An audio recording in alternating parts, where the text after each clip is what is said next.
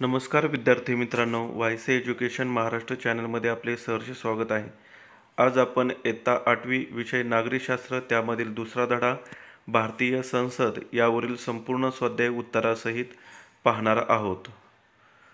प्रश्न क्रमांक पहिला. दिलेल्या पर्यायांपैकी योग्य पर्याय निवडून विधाने पुन्हा लिहा. 1. लोकसभेवर टिंबटिंब पद्धतीने उमेदवार निवडून पाठवले जातात. पर्याय अ. भौगोलिक मतदारसंघ, ब. धार्मिक मतदारसंघ, क.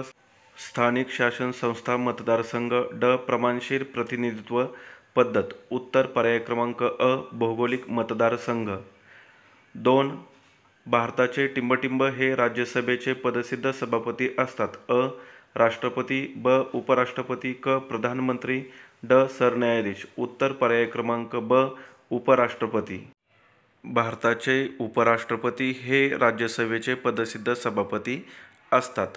पुढील प्रश्न क्रमांक 2. शोधा आणि लिहा. त्यातील 1. लोकसभा व राज्यसभेच्या सदस्यांना या नावाने संबोधतात. 2. कायद्याच्या निर्मितीची जबाबदारी यांची आहे. या दोन्ही प्रश्नांची उत्तरे.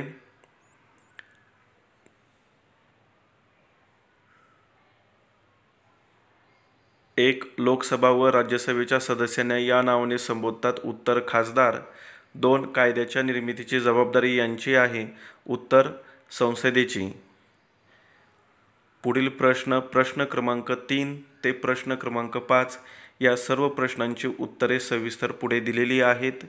प्रथम प्रश्न क्रमांक 3 पाहू. पुढील विधाने सहकारण स्पष्ट करा. त्यातील 1. राज्यसभा हे कायमस्वरूपी सभागृह आहे. उत्तर राज्यसभा हे कधीही पूर्णपणे विसर्जित होत नाही. टप्प्याटप्प्याने राज्यसभेचे मोजकेच सदस्य निवृत्त होत असतात.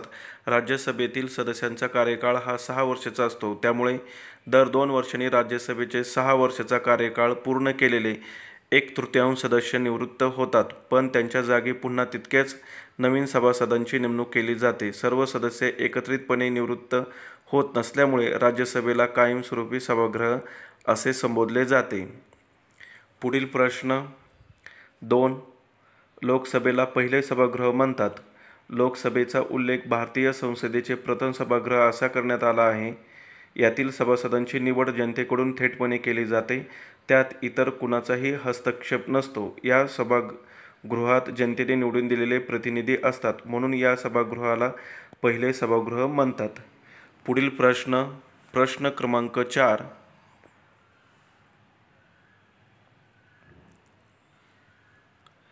खालील प्रश्नांची 25 ते 30 शब्दात उत्तरे लिहा. 1. लोकसभेचे सदस्य कसे निवडले जातात? उत्तर सार्वत्रिक निवडणुकांद्वारे लोकसभेच्या सदस्यांची निवड केली जाते. लोकसभेच्या निवडणुका या दर 5 वर्षांनी होतात. लोकसभा निवडणुकीसाठी भौगोलिक मतदारसंघाची आखणी करण्यात येते. काही वेळा 5 वर्षांची मुदत संपण्यापूर्वीच निवडणुका घेण्याची वेळ येऊ शकते. 5 वर्षाचा कालावधी पूर्ण होण्याआधी ज्या निवडणुका घ्याव्या लागतात त्यांना मध्यावधी निवडणुका म्हणून संबोधले जाते. अनेक वेळा अनेक कारणांनी मुदतीच्या आधी लोकसभा विसर्जित झाल्याची बरीच उदाहरणे आहेत, मात्र असे अपवादात्मकच घडते. पुढील प्रश्न 2. लोकसभेच्या अध्यक्षांची कामे स्पष्ट करा. उत्तर लोकसभेच्या सभागृहाचे कामकाज नियमितपणे चालविण्याची मुख्य जबाबदारी लोकसभा अध्यक्षांवर असते. लोकसभा ही ज्याप्रमाणे देशातील जनतेचे प्रतिनिधित्व करते, त्याप्रमाणे अध्यक्ष हा लोकसभेचे प्रतिनिधित्व करीत असतो. लोकसभेच्या सभासदांच्या हक्कांची आणि कर्तव्यांची जपणूक करण्याची जबाबदारी सुद्धा अध्यक्षांवर असते.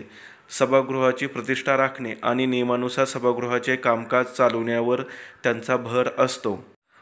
पुढील प्रश्न क्रमांक 5.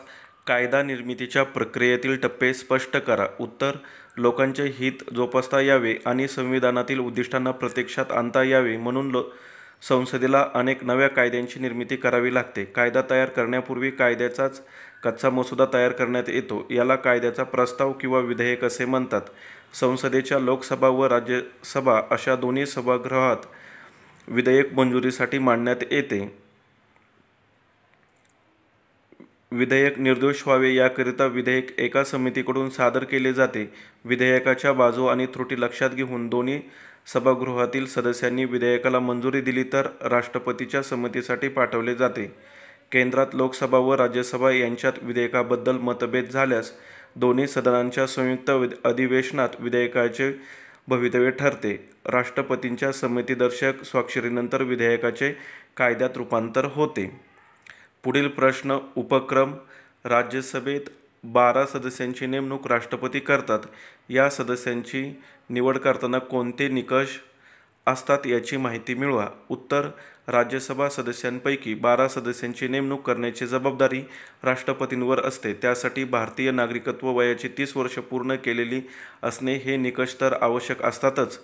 शिवाय साहित्य, विज्ञान, कला, क्रीडा आणि सामाजिक यांसारख्या विविध क्षेत्रातून सदस्य निवडावे लागतात. ज्या सदस्यांची निवड केली जाते त्यांनी त्या त्या क्षेत्रात उल्लेखनीय कार्य केलेले असले पाहिजे. राजकारणाव्यतिरिक्त इतर सामाजिक क्षेत्रातून सदस्यांची निवड केली जाते. या सर्वच क्षेत्रात मोठ्या प्रमाणात कार्य केलेल्या व्यक्ती या पदावर निवडले जातात. अशा प्रकारे आपण संपूर्ण स्वाध्याय उत्तरासहित पाहिलेला आहे. धन्यवाद. जर तुम्हाला हा व्हिडिओ आवडला तर प्लीज लाईक करा, शेअर करा आणि आपल्या चॅनलला सबस्क्राईब करा.